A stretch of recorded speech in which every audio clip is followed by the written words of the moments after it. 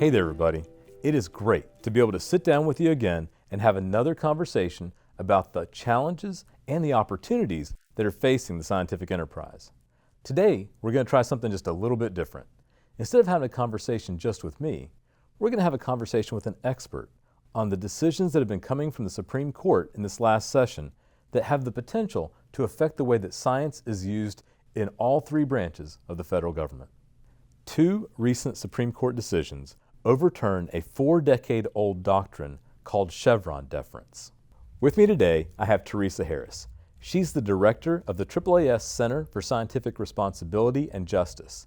She and her team have been following this closely. Together, we're going to dig in to why this matters. Theresa, to start, what was Chevron deference?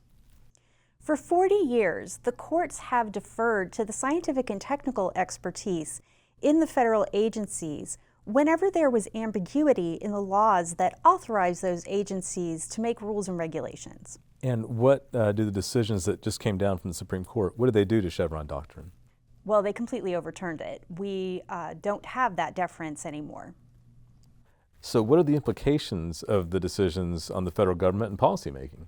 This is really going to reshape the ways that all three branches use scientific and technical information in making policy. For Congress, it means that the laws are going to need to be much more specific and precise. For the executive branch, the executive agencies need to be ready for a lot more litigation, challenging the decisions that they make and the policies that they adopt. And that litigation is going to end up in the courts, which means the courts need to be ready to examine the scientific and technical information and evidence that the executive branch used in those decisions.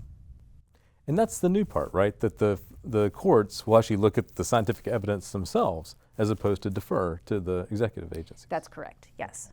So then what are the implications for the work that your center, the AAAS Center for Scientific Responsibility and Justice, does?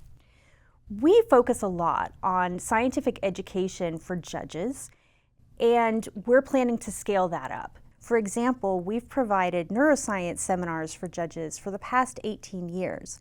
We've also provided resources on artificial intelligence and on climate science in recent years. We're planning to ramp that up and expand the number of offerings and the topics to make that scientific information available to judges. We're also planning to expand the opportunities for scientists to learn more about science communication within the courts.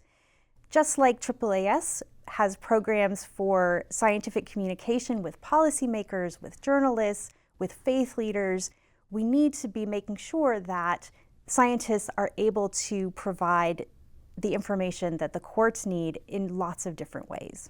Well, Theresa, those plans to scale up and build trust between scientists and the judiciary are just emblematic of the work that we do here at AAAS, across AAAS, to ensure that we have good science for good policy. Despite the challenges brought by these Supreme Court decisions, I'm excited about the elevated role that the AAAS Center for Scientific Responsibility and Justice is going to play in providing the scientific expertise needed in the judiciary. For more information about the implications of the Supreme Court's decisions and the work of the AAAS Center for Scientific Responsibility and Justice, check out AAAS.org. And as always, I hope you'll join me for the next Sit Down with the CEO.